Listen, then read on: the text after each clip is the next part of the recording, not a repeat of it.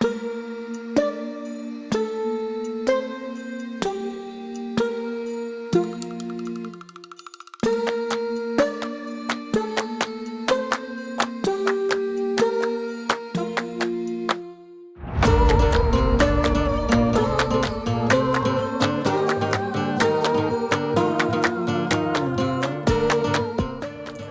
n'est plus fragile ni éphémère qu'un pétale de fleur. A contrario, l'humain produit des textiles qui mettront des années à disparaître. C'est le thème de la série de portraits sur lequel je travaille. Mon nom d'artiste, c'est DL. Bienvenue dans mon espace atelier, là où je conçois ces portraits de femmes et d'hommes, où on ne sait plus très bien qui de l'homme ou de la nature prend le dessus. L'un se fond dans l'autre, qui des deux finira par survivre. Dans cette vidéo, on va aussi faire un tour à Paris, au Grand Palais, pour y voir une double exposition assez fascinante. Et puis il y aura sûrement quelques petites surprises en mode vlog, mais bon, laissez-vous guider. Pour en revenir à cette série qu'on pourrait nommer pétale et synthétique, j'essaye de sortir des personnes d'un environnement urbain, fait de bitume, de constructions humaines tenaces, voués à devenir de futurs déchets. Je les libère d'un camailleux de couleurs ternes pour les plonger dans un univers plus coloré et naturel avec toutes ses fleurs.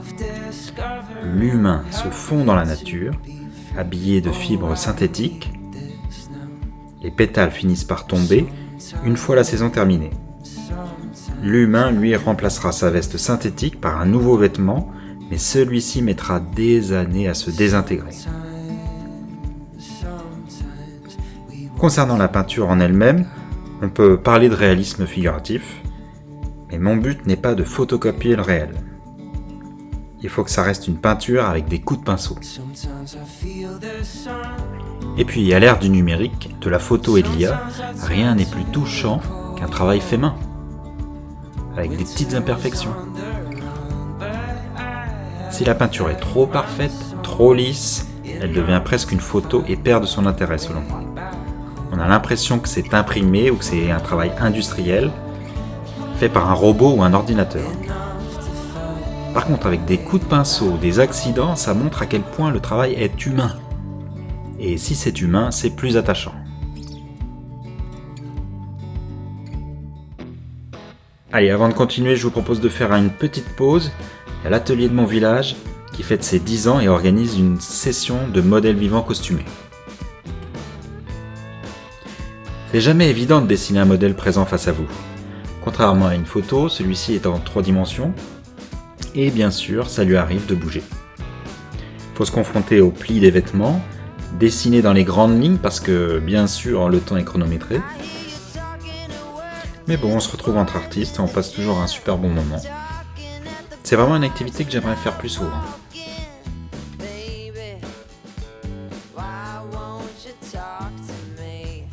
Allez, retour sur le portrait de Stéphanie. En général, je donne le prénom du modèle au tableau. C'est mieux que de mettre des numéros ou des titres poétiques. Ça, je le garde pour le nom de la série ou de l'exposition. Vous vous rappelez ? Pétale et synthétique. Très franchement, si vous avez un autre nom de titre, allez-y, mettez-le en commentaire parce que je suis sûr que vous trouverez beaucoup mieux que moi. Je vous propose maintenant de faire un saut à Paris, au Grand Palais, pour une double exposition. D'un côté, les sculptures d'Eva Jospin et de l'autre, les peintures très grand format de Claire Tabouret. Commençons par cette dernière. Depuis le terrible incendie survenu dans la cathédrale de Notre-Dame en 2019, les plus grands artisans de France participent à sa reconstruction. À cette occasion, il a été décidé de remplacer 6 vitraux de Viollet-le-Duc, qui datent de la fin 19e, avec de nouvelles confections réalisées par une artiste contemporaine. C'est Claire Tabouret qui a été choisie pour mener à bien cette charge monumentale. Elle a dû peindre 6 œuvres de chacune 7 mètres de haut, qui à leur tour passeront entre les mains des maîtres verriers en vue d'une intégration sur Notre-Dame à la fin de l'année 2026. Claire Tabouret est une artiste contemporaine très en vue, notamment depuis qu'elle est entrée dans la collection du milliardaire et collectionneur François Pinault. Elle a l'habitude de travailler sur l'identité en représentant des groupes de personnes. Et pour cet artiste qui travaille des flous et des coulures, c'est une bénédiction de pouvoir s'attaquer à des vitraux sans cesse en mouvement, sous le jeu de la lumière des rayons du soleil.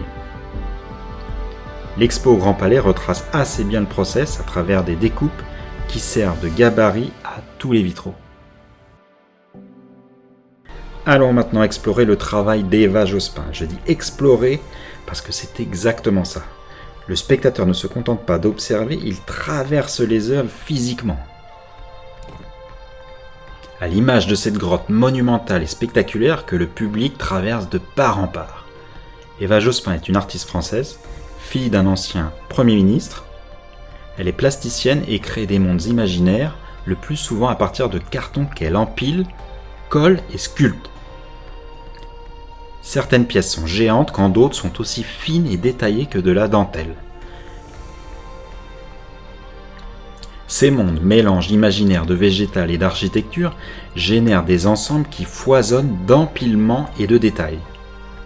De loin, les œuvres paraissent faites de roches, mais de près on constate des couches empilées de carton.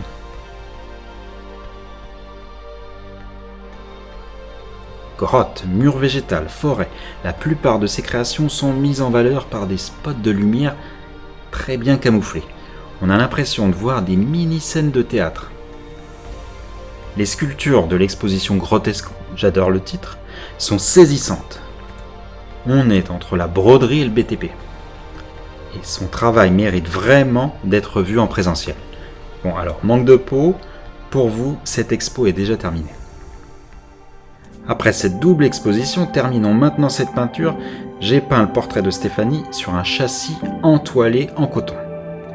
Et ce châssis a la particularité d'être plus épais que les autres. Ils appellent ça un châssis 3D. Ça donne à la toile une belle épaisseur et un peu plus de présence. Comme d'habitude, j'ai décidé de peindre en rouge la tranche, comme sur chacune de mes peintures. Ça donne une cohérence entre chaque portrait, ça donne un point commun. Il faut maintenant enchaîner avec d'autres pièces pour bâtir une série cohérente. Allez, merci à vous, merci du fond du cœur d'avoir été jusqu'au bout de cette vidéo. Likez, abonnez-vous si vous avez apprécié et retrouvez-moi aussi sur Instagram.